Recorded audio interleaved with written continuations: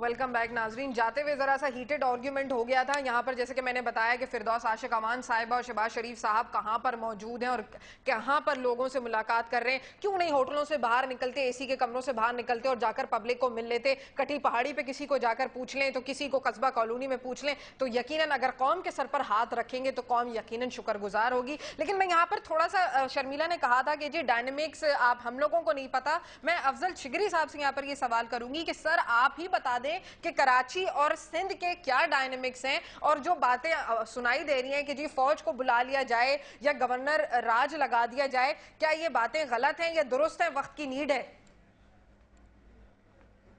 میرا خیال ہے یہ جو کراچی کے ڈائنامکس کی بات کرنی ضروری ہے, اور میرا خیال ہے یہ جو لیاری کا واقعہ ہوا اگر ہم صرف اسی پہ فوکس کریں گے تو پھر ہم بگر پکچر کو بھول جائیں گے. اگر لیاری سے انہوں نے ریٹریٹ کیا اور کارروائی نہیں کی تو مجھے یقین ہے کہ آج نہیں تو کل دوبارہ اس ایریے میں ضرور کارروائی ہوگی. اور باقی رہ گیا یہ کراچی جو ہے, وہ پلیز ٹرائی ٹو انڈرسٹینڈ کہ کراچی جو ہے اب کوئی تقریباً 2.25 کروڑ کی آبادی ہو گئی ہے. یہ ایک میگا سٹی ہے, اس کے بہت سیریس مسائل ہیں, اس کے اندر ہر قسم کا مافیا ہے, اور اس میں اس کا ایک لنکیج جو ہے وہ پولیٹکس کے ساتھ ہوا ہے.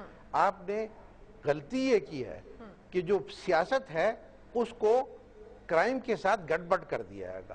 میرا خیال ہے جب تک اس کو ہم علیحدہ نہیں کریں گے آپ کے پاس سلوشن نہیں آئے گا. پروفیشنلی میں یہ سمجھتا ہوں کہ جس طریقے سے پولیس آرگنائز اور ڈس آرگنائز اور دوبارہ ریسٹرکچر کیا جا رہا ہے, جبکہ کراچی میں قتل و غارت ہو رہا ہے, ہم اچانک ایک قانون تبدیل کر لیں. آپ ضرور قانون تبدیل کریں. ساری بات اگر ہم ڈسکشن غور سے سنتے ہیں تو تمام تر بات شرمیلا حکمراں جماعت پہ آ جاتی ہے. ظاہری بات ہے حکومت کر رہے ہیں اس وقت ملک کے بادشاہ ہیں, تو پھر اب مطلب ہم کیا ایکسپیکٹ کریں, کیا کوئی چینجز آئیں گی؟ کیونکہ فی الحال پبلک کو یا بذات خود مجھے یا تمام تر میڈیا کو کوئی امید ایس سچ نظر نہیں آ رہی ہے. دیکھیے صوفیہ نا امیدی کفر ہے, اور میں آپ کو ایک بات بتاؤں کہ میں مانتی ہوں یہ حقیقت ہے کہ عوام اور جو پولیس ہے اس کے درمیان ایک بہت بڑا ٹرسٹ ڈیفیسٹ ہے, اور ماضی میں ہم نے جو کلیمز کیے شاید ہم اس پہ پورا نہ اترے, لیکن اس کی مختلف وجوہاتی کوشش ہم نے ضرور کری. انشاءاللہ اب بہتری ضرور آئے گی. اور میں ایک اور چیز ایڈ کرنا چاہوں گی کہ پروسیکیوشن ویکنسز کی جب میں نے بات کی تو ہم تو اسے ایڈریس کر ہی رہے ہیں, اور میں بہت خوش ہوں کہ چیف جسٹس صاحب نے کراچی کے سچویشن پہ سو موٹو نوٹس لیا, کیونکہ جب ہمارے چیف سیکرٹری اور آئی جی سندھ جب جائیں گے عدالت میں پیش ہوں گے تو جہاں دیگر معاملات عدالت کے سامنے رکھے جائیں گے وہاں یہ معاملہ بھی رکھا جائے گا کہ کس طریقے سے لوور جوڈیشری جو ہے ان معاملات کو سیریسلی نہیں دیکھ رہی ہے, اور ملزمان جو ہیں, مجرمان جو ہیں وہ بری ہو رہے ہیں یا ضمانتوں پہ چھوٹ رہے ہیں. اس سے پولیس بھی ڈی مورلائز ہوتی ہے, حکومت بھی ڈی مورلائز ہوتی ہے, اور اس سے عوام بھی ڈی مورلائز ہوتی ہے. جب تک سزائیں نہیں آئیں گی معاشرے میں ڈیٹرنس نہیں ہوگا. دیکھیے صوفیہ, میں ایک بات بتاتی چلوں کہ ہر حال میں حکومت سندھ نے اپنی رٹ جو ہے وہ قائم کرنی ہے, اور جب تک کراچی کا امن بحال نہیں ہوتا, اس کی رونقیں بحال نہیں ہوتی, یہ آپریشن جاری رہے گا. اچھا, میں جیسے یہاں پر میرے شو کا ٹائم بہت کم رہ گیا, جسٹس صاحب مجھے یہاں پر تھوڑا سا ایکسپلین کر دیں, کیونکہ شرمیلا صاحبہ کا کہنا ہے کہ نا امیدی کفر ہے, کیونکہ سمجھ نہیں آتا امید کا دامن کہاں پر جا کر تھاما جائے, کیونکہ نظر سمجھ نہیں آ رہا. لیکن اب یہاں پر یہ جو باتیں ہوئی ہیں اس میں یہ کہا جا رہا ہے کہ جی کرمنل جسٹس سسٹم جو ہے کولیپس کر گیا ہے, اور شرمیلا کا یہاں پر یہ کہنا ہے جیسے کہ حکومتی پوائنٹ آف ویو جو آیا ہے کہ لوور جوڈیشری جو ہے ان معاملات کو سیریسلی نہیں لے رہے. کیوں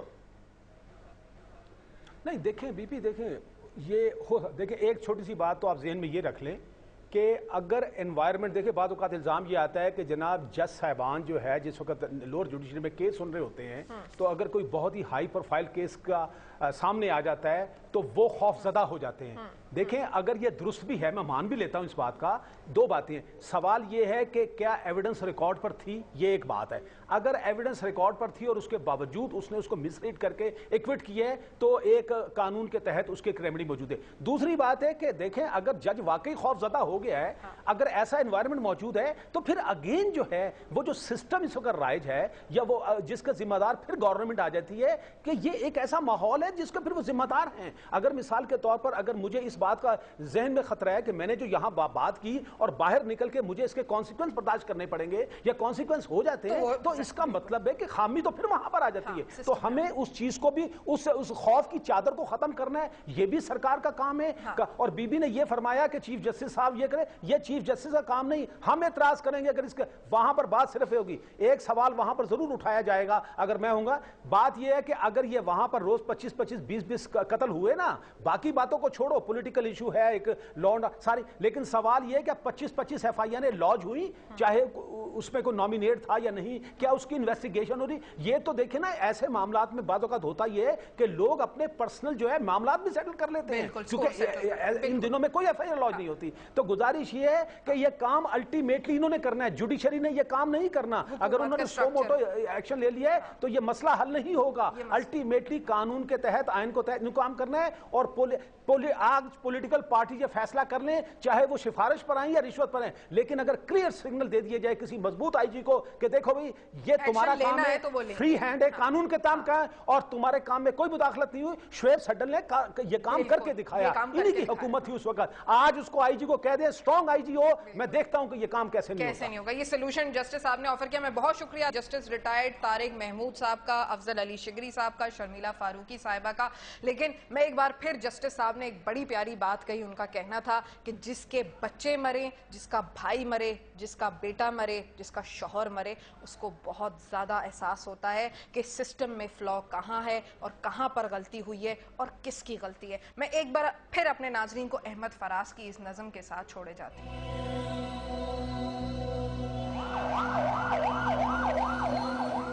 پھر وہی آگ درائی ہے میری گلیوں میں، پھر وہی شہر میں بارود کی بو پھیلی ہے.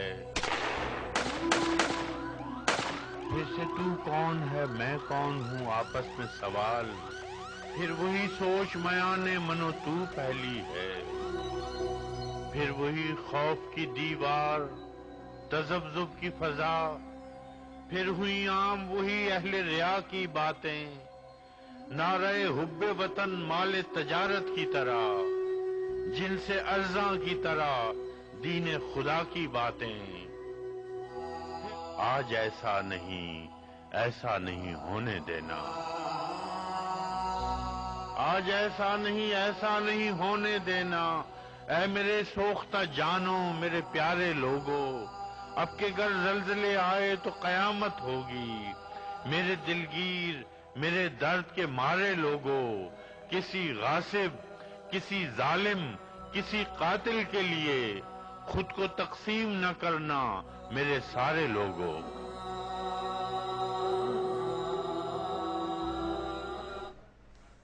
ناظرین، آپ نے دیکھی احمد فراز کی یہ نظم جو اس وقت کراچی کی صورتحال کی بالکل درست عکاسی کرتی ہے.